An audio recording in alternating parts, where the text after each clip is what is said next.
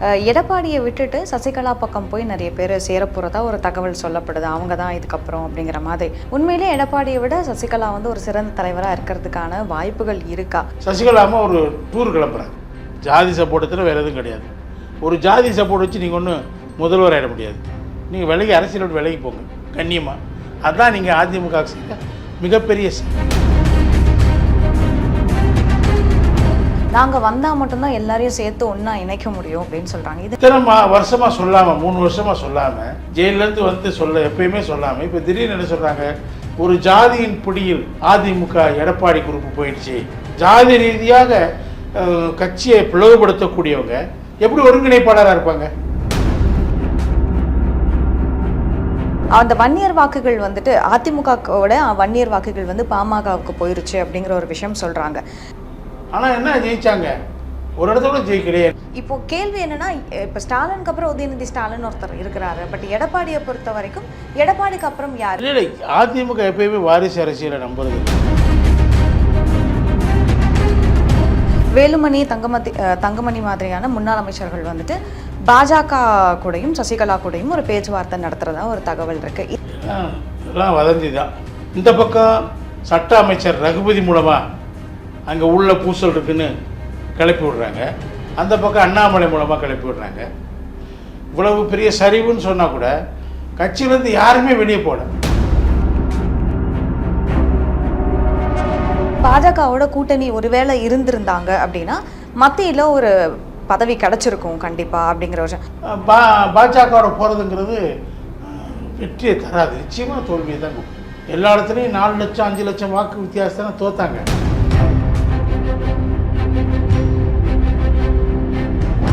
வணக்கம் கலை சார். வணக்கம் நிவேதா, நல்லா இருக்குமா? ஓகே சார், இன்றைக்கி வந்துட்டு எனக்கு அதிமுகவை பற்றி தான் நிறைய கேள்விகள் இருக்குது. என்னென்னா, எடப்பாடி சசிகலா அப்படிங்கிற மாதிரியான ஒரு விஷயம் வந்து பேசப்பட்டுகிட்டே இருக்குது. எடப்பாடியை விட்டுட்டு சசிகலா பக்கம் போய் நிறைய பேர் சேரப்போகிறதா ஒரு தகவல் சொல்லப்படுது. அவங்க தான் இதுக்கப்புறம் அப்படிங்கிற மாதிரி.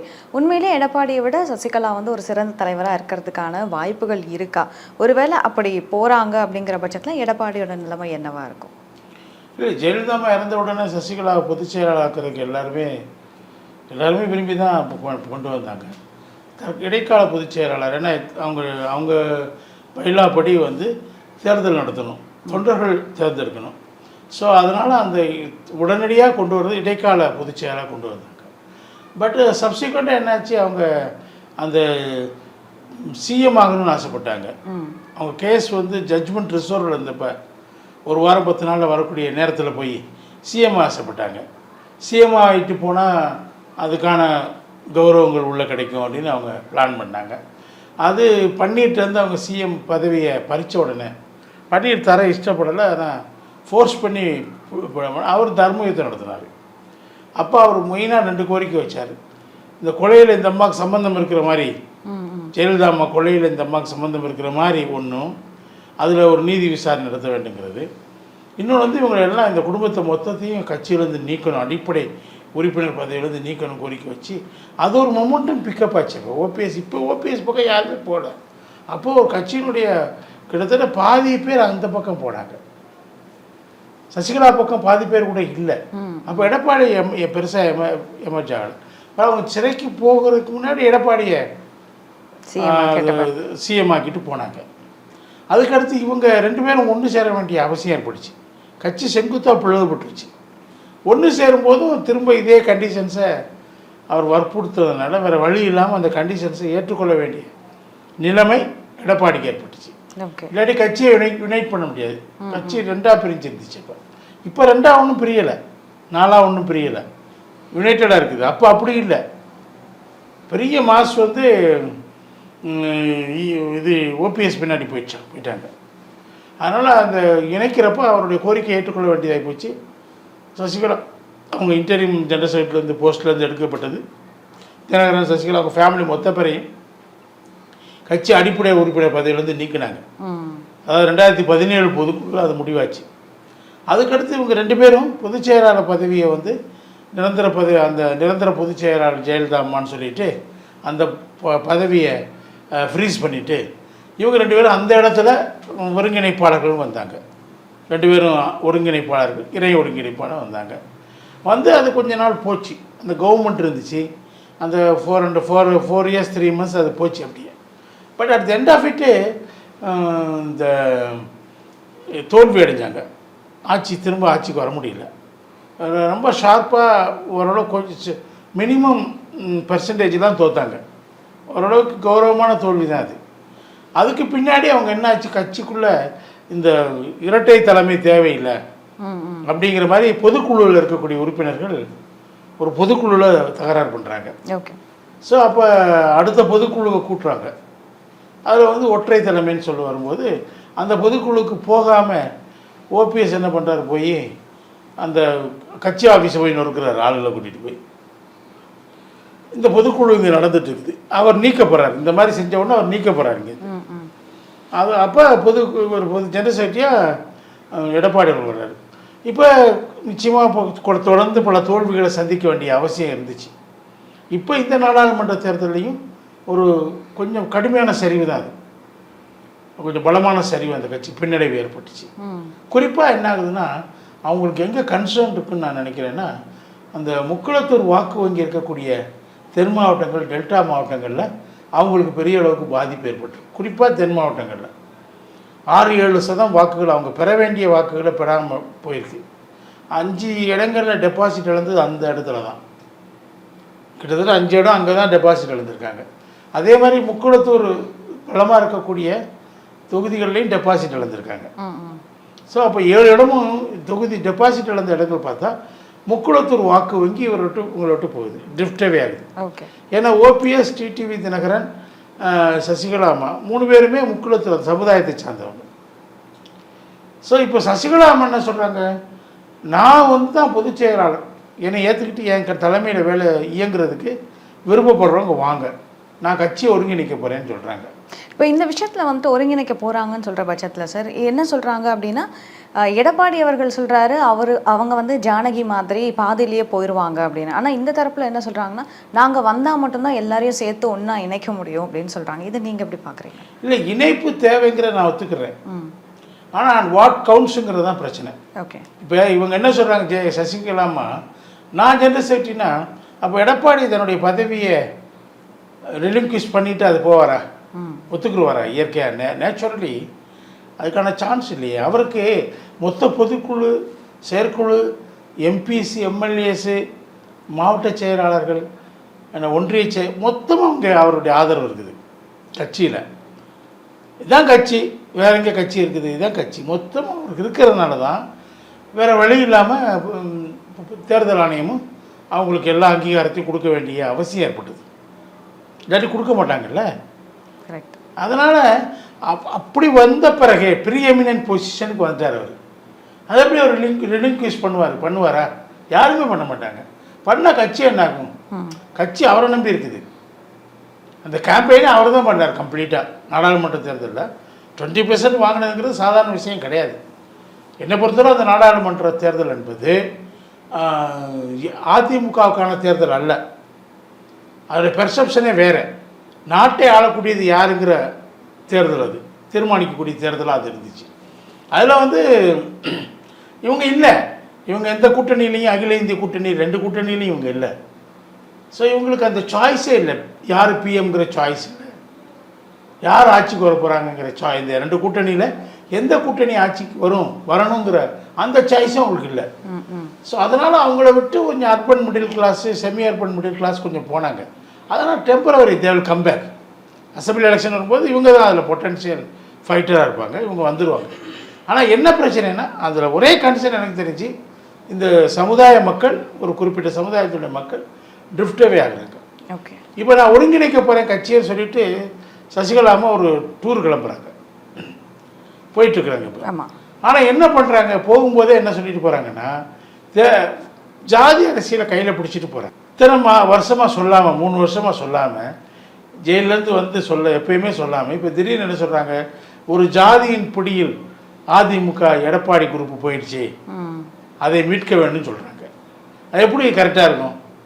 அது சிட்டிஸ் அந்த ஜெயலலிதாமா இறந்தபோது அதான் பன்னீருக்கும் இபிஎஸ்க்கும் ஏற்பட்ட ஒப்பந்தமே அதுதான். ஒன்று இணையும் போது ஜெயலலிதாமா யாருக்கு என்ன பதவி கொடுத்தாங்களோ அவங்க அப்படி இருக்கும். அமைச்சர்களும் அப்படியே இருக்கணும், துறைகளும் அப்படியே தரப்பட வேண்டும்.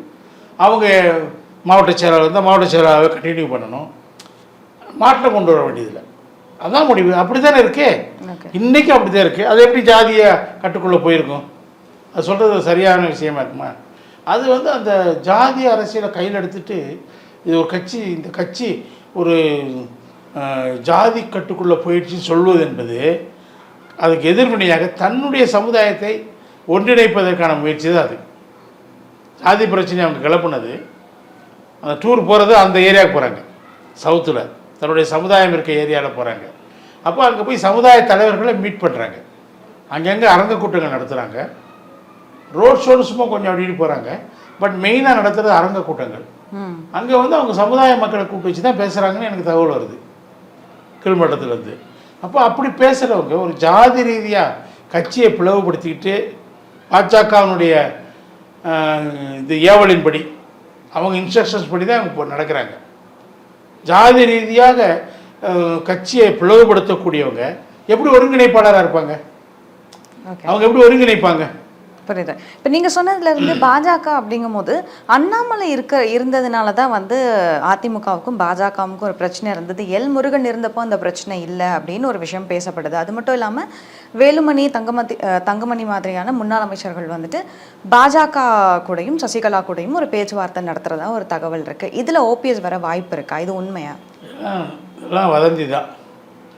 ஒரு கட்சி கொஞ்சம் சரிவை சந்திக்கும் போது அந்த கட்சியை முழுமையாக ஒழிச்சுன்னு நினைக்கக்கூடிய பாஜகவும் திமுகவும் அந்த ஒரு புள்ளியில் இணையிறாங்க. நான் முன்னாடி சொல்லிட்டுருக்கேன்,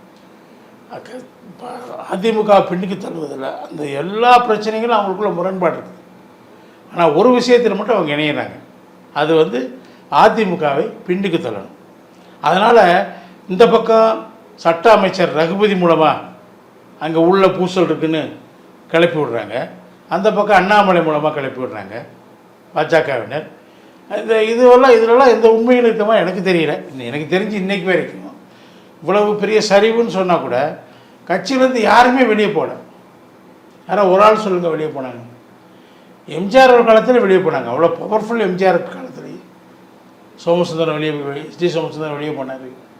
அந்த அவ்வளோ பவர்ஃபுல் ஜெயலலிதா அம்மா காலத்திலேயே கேகேஎஸ்ஆரும் திருநாவுக்கரசு வெளியே போய் பொதுக்குழு பொதுக்குழு நடத்துனாங்க. ஆனால் அது மாதிரி இப்போ எதுவும் இல்லையே, யாருமே வெளியே போகல. போகிறதுக்கு அப்படின்னா எப்படி அந்த கட்சிக்குள்ளே பூசல் இருக்குது? மாறுபட்ட கருத்துக்கள் இருக்கும். சில பேருக்கு வந்து பாஜகவோட கூட்டணி போயிருந்தால் நல்லா இருந்திருக்குன்னு சில கருத்துக்கள் இருக்கலாம், கொஞ்சம் பேருக்கு இருக்கலாம். மைனாரிட்டிக்கு செக்ஷன் எப்பயுமே ஒரு கட்சிக்குள்ளே இருப்பாங்க. இன்னொரு பக்கம் என்ன இருக்கும், இன்னொரு குரூப்பிட்ட என்ன இருக்கும், இது வந்து இவங்களெல்லாம் சேர்த்துக்கலாம், இந்த சமுதாய மக்கள் நம்ம மட்டும் வரணும்னா, அந்த குறிப்பிட்ட சமூக மக்கள் ஒரு பெரிய அளவுக்கு இருக்காங்க, கான்சன்ட்ரேட்டட் ஏரியாவில் இருக்காங்க, அவங்க நம்ம பக்கம் வரணும்னா இவங்களை நம்ம சேர்த்துக்கிறது நல்லதுன்னு நினைக்கலாம். பட் ஆன் வாட் கவுண்ட்டு தான் திரும்பவும் சேர்க்குறேன் நான். பொதுச் செயலாளர்னு அந்த அம்மா சொல்லிவிட்டு என்னோட எல்லோரும் வாங்கன்னா எனக்கு பின்னாடினா எடப்பாடியாவுக்கு பின்னாடி போகிறேன், கட்சி போகுமா? என்ன இருக்குது அவங்களுக்கு? அவங்க இஸ் நாட் ப்ரூவன் ஸ்ட்ரென்த். எங்கேயா ப்ரூவ் பண்ணியிருக்காங்களா? ஒரு தேர்தல் நின்றுருக்காங்களா? ஒரு ஆட்களை நிறுத்தியிருக்காங்களா? அவங்க அக்கா பையன் டிடிவி தினகரனையே அவர் 2.58 தான் வாங்குறாரு. 5.5லேருந்து குறைஞ்சி கொஞ்சம் கொஞ்சமாக 2.58 தான் வாங்குறாரு. அவர் ரொம்ப அவங்க காஸ்ட் பீப்புள் இருக்காங்க சொல்லி நின்று அந்த தேனி தொகுதியில் அவரால் ஜெயிக்க முடியல, 2ஆம் இடத்துக்கு தான் போகிறாரு. அதிமுக 3ஆம் இடத்துக்கு அங்கே போச்சுங்கிற வேறு விஷயம். இவருக்கு 2ஆம் இடத்துக்கு தானே போக முடிஞ்சிச்சு. அதனால் ஓபிஎஸ் 2ஆம் இடத்துக்கு தான் போனார். இப்போ விக்கிரவாண்டி தேர்தலில் வந்து இவங்க வந்து பாமக ஃபுல்லாக சப்போர்ட் பண்ணாங்க. இந்த 2 பேரும் பிரச்சாரத்துக்கே போனாங்க. அங்கே வந்து ஜெயலலிதா அம்மா புகைப்படத்தை பயன்படுத்தி ஓட்டு கேட்டாங்க. அதிமுக 65,000 ஓட்டு வாங்கின ஓட்டு நம்ம பக்கம் வரணும்னு சொல்லி திட்டமிட்டு பணியாற்றினாங்க. ஆனால் வரலையே. 24,000 வாக்குகள் அதிமுக வன்னியர் வாக்குகள் மட்டும்தான் இவங்களுக்கு வந்துச்சு. அதிமுகட்ட போன வன்னியர் வாக்குகள் மட்டும்தான் இடைத்தேர்தல் இவங்க பக்கம் வந்துச்சு. ஓகே, பாக்கி கிட்டத்தட்ட 40,000 வாக்குகள் திமுகவில் போச்சு. அவங்க அந்த தொண்டர்கள் இது மேலேருந்து ஒன்றும் பெருசாக இயக்குன மாதிரி தெரியல, இன்ஸ்ட்ரக்ஷன்ஸ் போன மாதிரி தெரியல. ஆனால் அந்த தொண்டர்கள் என்ன நினைக்கிறாங்கன்னா, திமுக விரோதி தான், பாஜக கூட்டணி விரோதி. ஆனால் ரெண்டுல பெரிய விரோதி பாஜக கூட்டணி நினைக்கிறாங்க. ஓகே. அதனால திமுக வாக்களிக்கும், பாஜக கூட்டணி தோக்கடிக்கிறதுக்காக. புரியுது. அது எமர்ஜ் ஆகிடக்கூடாது. எமர்ஜ் ஆனால் நமக்கு சேலஞ்சாக இருப்பாங்க, அதிமுகவுக்கு சேலஞ்சாக வருவாங்க. அவங்களை பின்னுக்கு தள்ளுறதுக்காக அவங்க என் மாதம் அங்கே போய் போடுறாங்க. அதில் நம்ம புரிஞ்சுக்கலாம், ஓபிஎஸ்க்கு தினகரனுக்கும் அவங்க மத்தியில் கேடர்ஸ் மத்தியில் செல்வாக்கு இருந்தால் ஏன் ஒரு 10,000 20,000 பேர் இந்த பக்கம் வரல? யாருமே வரலையே. வன்னியர்கள் தவிர வேறு யார்? வன்னியர்னா அது பாமக நிற்கிறதுனால அவங்க வந்திருக்காங்க. அவங்க திமுக பக்கம் போகிறதுக்கு வாய்ப்பு இல்லை, இந்த பக்கம் வந்தாங்க. கடந்த தேர்தலில் அவங்க 25,000 பேர் அதிமுகவுக்கு தான் போட்டாங்க. அப்பையும் பாமக நின்றுச்சு. பாமகவில் 15% தான் வாங்க முடிஞ்சிச்சு. இப்போ அவங்கள 30% மேலே வாங்கியிருக்காங்க. அது காரணம் இந்த அதிமுகவுக்கு போன வன்னியர் வாக்குகள் கொஞ்சம் அவங்களுக்கு வந்திருக்குது. இப்போ அதுதான் சார் கேட்கணும். என்னன்னா இப்போ 26 எலெக்ஷனை பொறுத்த வரைக்கும் அதிமுக வந்துட்டு மொத்தமாக இணைஞ்சா மட்டும்தான் வெற்றி வாய்ப்பு அப்படிங்கிற ஒரு விஷயம் சொல்லப்படும் போது கூட என்ன சொன்னாங்கன்னா, விக்கிரவாண்டி இடைத்தேர்தலில் போட்டிட்டு இருந்தாங்க அப்படின்னா ஓரளவுக்கு பலத்தை நிரூபிச்சிருந்திருக்கலாம். அந்த வன்னியர் வாக்குகள் வந்துட்டு அதிமுகவோட வன்னியர் வாக்குகள் வந்து பாமகவுக்கு போயிருச்சு அப்படிங்கிற ஒரு விஷயம் சொல்றாங்க. அதே மாதிரி பாஜகவோட கூட்டணி ஒருவேளை இருந்திருந்தாங்க அப்படின்னா மத்தியில் ஒரு பதவி கிடைச்சிருக்கும் கண்டிப்பா அப்படிங்கிற விஷயம். ஆனால் அதிகாரம் இருக்கும் போதே வந்துட்டு அதை யூஸ் பண்ணிக்கிட்டா மட்டும்தான் உண்டு அப்படின்னு இந்த இடத்துல எடப்பாடி வந்து கொஞ்சம் மிஸ்டேக் பண்ணிட்டாரோ அப்படிங்கிற மாதிரியான விஷயங்களும் பேசப்படுது. இதை நீங்கள் எப்படி அனலைஸ் பண்ணுறீங்க? இல்லை, நீங்கள் தமிழ்நாட்டில் திமுக தொடர்ந்து ஜெயிக்கிறதுக்கு காரணம் கூட்டணி. ஒன்று கூட்டணி, பலமான கூட்டணி. ரெண்டாவது முக்கியமான விஷயம் என்ன, மைனாரிட்டி வாக்குகள் 2011 சென்சஸ் படி தமிழ்நாட்டில் 12%, கிறிஸ்தவர்களும் இஸ்லாமியர்களும் சேர்ந்து. அது 2011 இன்றைக்கி பாஸ்ட் லாங் டிஸ்டன்ஸ். இப்போ கிட்டத்தட்ட 14% இருப்பாங்கன்னு எனக்கு ஒரு கணிப்பு. அந்த 14% வாக்குகளும் அப்படியே திமுக கூட்டணிக்கு போகுது. அதிமுக பாஜக கூட்டணி சேரும்போது அந்த 14% அதில் அப்படி போகிறதில்ல. எப்பயுமே ஜெயலலிதா அம்மா காலத்தில், எம்ஜிஆர் காலத்துல எல்லாம் கொஞ்சம் அங்கிட்டும் கொஞ்சம் இங்கிட்டும் போவாங்க. 50% அங்கே போடுவாங்க, 50% இங்கே போடுவாங்க. நியூட்ரலைஸ் ஆகிடுச்சு. இப்போ என்ன நியூட்ரலைசேஷன் ஆகலை, 14% அங்கே போகுதுன்னா வாக்கு என்ன ஆரம்பிக்கும் போது மையத்தில் முதலையே 14+ இருக்காங்க திமுக, அதிமுக -14 இருக்காங்க. இப்போ இவங்க இந்த 14லேருந்து இந்த 14 கேட்சப் பண்ணணும். ஓகே, கேட்சப் பண்ணி அதுக்கு மேலே தான் அவங்க மேலே போக முடியும். ஸோ இது ஒரு அப்கில் டாஸ்க் இல்லையா, இட்ஸ் நாட் ஸோ ஈஸி இல்லை. அதனால் பாஜகவோட போகிறதுங்கிறது வெற்றியை தராது, நிச்சயமாக தோல்வியை தான் கொடுக்கும். இப்போ நீங்கள் பார்த்தீங்கன்னா பாஜக கூட்டணியில் ஒன்றா சேர்ந்து எல்லா கட்சிகளும் இருந்தாங்களே அன்றைக்கி. பாமக எல்லோரும் தான் இருந்தாங்க அன்றைக்கி. ஓபிஎஸும் கூட தானே இருந்தார். ஆனால் என்ன ஜெயித்தாங்க, ஒரு இடத்துல ஜெயிக்கலையே. எல்லா இடத்துலையும் டெபாசிட்டு, எல்லா இடத்துலையும் 4 லட்சம் 5 லட்சம் வாக்கு வித்தியாசத்தானே தோத்தாங்க. டெபாசிட் வாங்கினாங்க, அவ்வளோதான். அதிமுக அன்னைக்கு அதிமுக 18% தான் வாங்க முடிஞ்சிச்சு. இன்றைக்கி அவங்க 19-20% வாங்கியிருக்காங்களே. ஸோ 1.5% அவங்க கூடியிருக்கோம் நான் சொல்கிறாங்க. 2% வரைக்கும் கூடியிருக்கிறோம் நாங்கள் தனியாக நிற்கும் போது. ஸோ இது தனியாக நின்று அவங்க ஒரு பலத்தை காட்டியிருக்காங்க. அது பாஜகவுடைய கொஞ்சம் அந்த அணியினுடைய ஸ்ட்ரென்த்து கூடியிருக்கு, பெருசாக ஒன்றும் கூடியில்லை. அது 3ஆம் இடத்துக்கு தள்ளப்பட்டிருக்கு. பெரும்பாலான இடங்களும் 3ஆம் இடத்துக்கு தான். 13 இடங்களில் மட்டும்தான் அதிமுக 3ஆம் இடத்துக்கு போயிருக்குது. பாக்கி எல்லா இடங்கள்லையும் அவங்க 3ஆம் இடத்துக்கு போயிருக்காங்க. ஸோ 2ஆம் இடத்துக்கு நாங்கள் இந்த தேர்தலில் வந்துடுவோம், நாடாளுமன்ற தேர்தல்.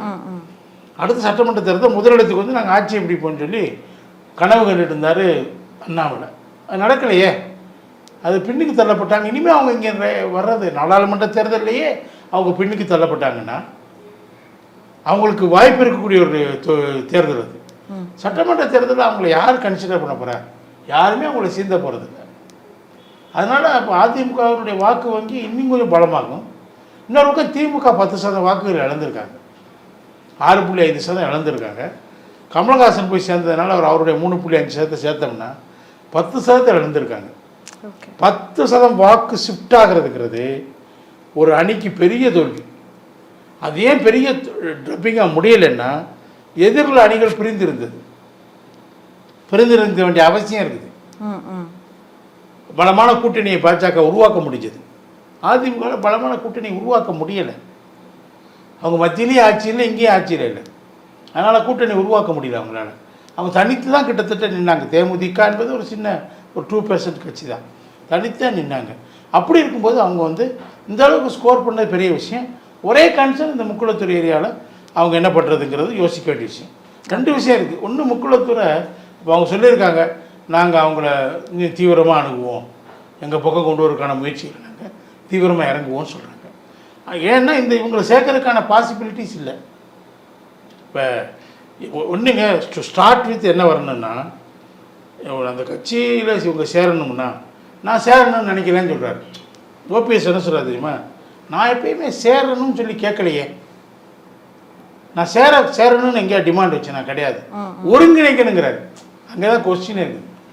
இவர் போய் எடப்பாடியுடைய தலைமை ஏற்றுக்கொண்டு அங்கே போய் ஒரு பதவியை வாங்கிட்டு சேர்றதுங்கிறது வேறு.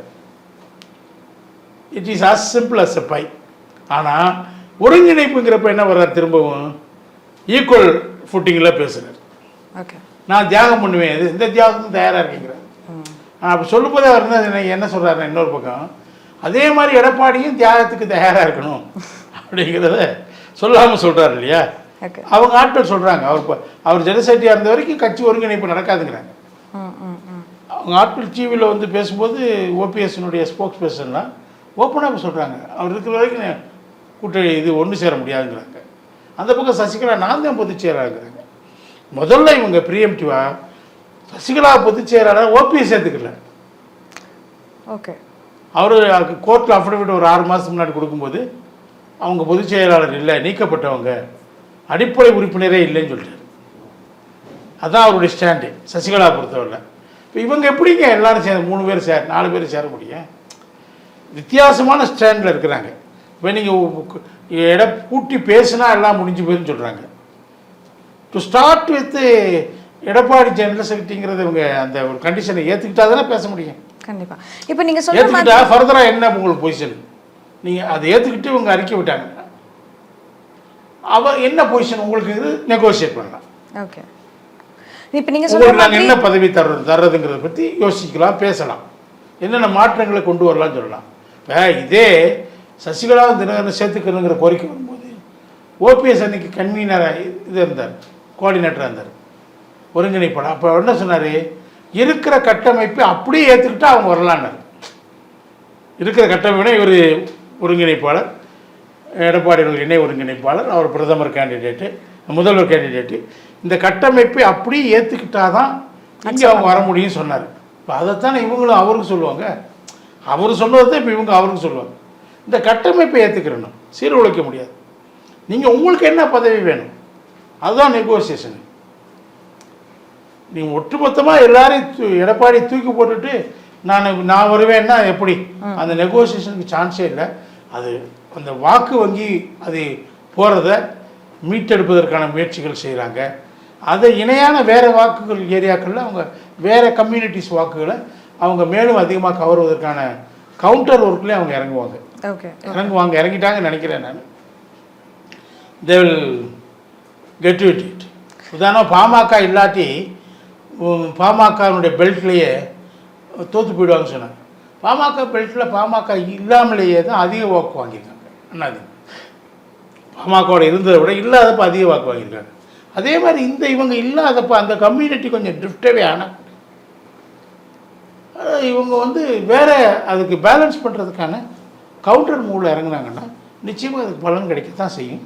அது இவங்களை சேர்த்துக்கிறதுக்கு ஒரே கண்டிஷன், இவங்க அந்த இருக்கிற கட்டமைப்பை ஒத்துக்கிட்டு வந்தால் தான். ஓகே, இன்கேஸ் இவங்க ஒத்துக்கல அப்படிங்கிற பட்சத்தில், ஒத்துக்கலைங்கிறத தாண்டி இப்போ எல்லாருமே டிஃப்ரெண்ட் ஸ்டாண்டர்ட்ஸில் இருக்கும்போது இது டிஎம்கேக்கு ஒரு பெரிய ப்ளஸ்ஸாக அமைஞ்சிருக்குன்னு எடுத்துக்கலாமா? ஏன்னா இப்போ திமுகவை பொறுத்த வரைக்கும் எங்கெல்லாம் சான்ஸ் கிடைக்குதோ அங்கெல்லாம் வந்து ஸ்டாலின் திமுகவை வந்து ஸ்ட்ராங் ஆக்கிட்டே இருக்காரு. இப்போ அந்த கள்ளச்சாராய விஷயத்தில் வந்து அதிமுக பண்ண போராட்டம் கூட பெருசாக ஒரு பலன் அளிக்கல, ரீச் ஆகலை மக்கள்கிட்ட அப்படிங்கிற ஒரு விஷயம் சொல்கிறாங்க. ஸோ ஸ்டாலினுக்கு நிகராக வந்துட்டு எடப்பாடி ஒரு பெரிய தலைவரா அப்படின்னு ஏற்றுக்கிறதுக்கு இவங்க ரெடியாக இல்லையா? பெண்களுக்கு ஏராளமான சலுகைகளை கொடுத்தாங்க, நலத்திட்ட உதவிகள் செஞ்சாங்க. பெண்களை வாக்காளர்களை டார்கெட் பண்ணியே இந்த அரசாங்கம் 3 ஆண்டுகள் செயல்படுச்சு. ஆனால் இறுதி என்ன ரிசல்ட் கிடைச்சிருக்கு? They lost 10% of the vote share.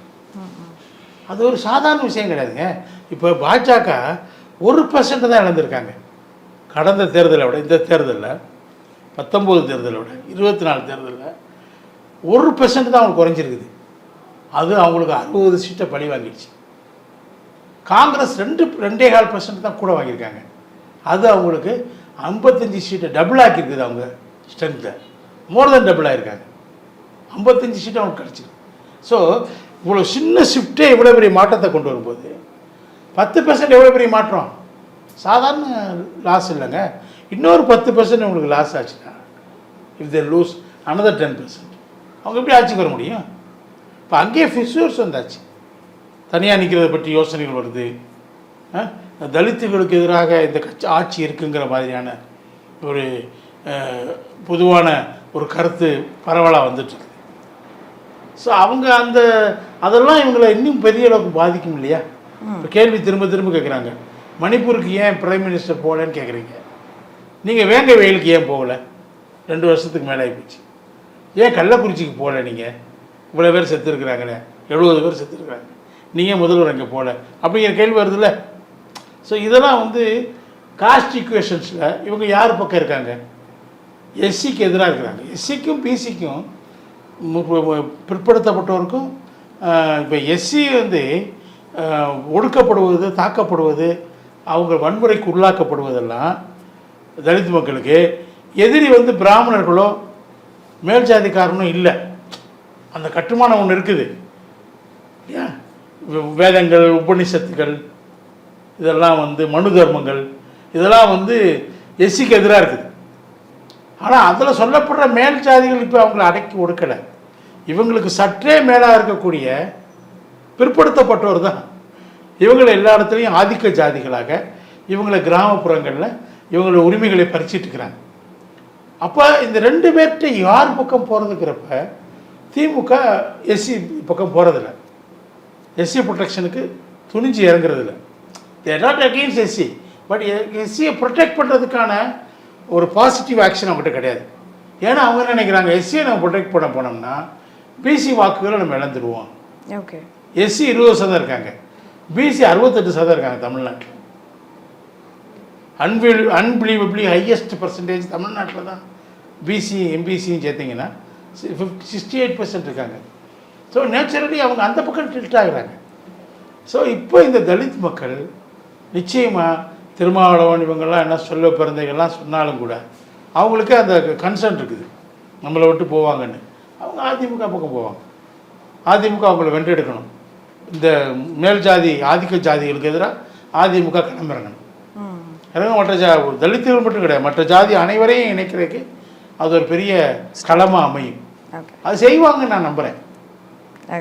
அதே மாதிரி சார், இப்போ மயிலாடுதுறையில் நடந்த அந்த மீட்டிங் அப்போ எடப்பாடி அவர்கள் சொல்லியிருக்கிறார், தொண்டர்கள் யாரும் துவண்டு போக வேண்டாம் அப்படின்னு சொல்லிட்டு. ஏன்னா அடுத்தடுத்த தோல்விகளில் தொண்டர்கள் கொஞ்சம் துவண்டு போகிறாங்க, ஸோ கொஞ்சம் அந்த பேஸ் லூஸ் ஆகுது அப்படின்னு அவர் ஃபீல் பண்ணுறாருங்கிற பட்சத்தில் இப்போ 2026 எலெக்ஷனுக்கு திமுகவை எதிர்த்து தனியாக போட்டிட்டாங்க அப்படின்னு அதிமுக எத்தனை சதவீதம் வாக்குகள் பெறுறதுக்கான வாய்ப்புகள் இருக்கும்னு நினைக்கிறீங்க? அது இப்போ நம்ம யூகிக்கத்தான் முடியும்.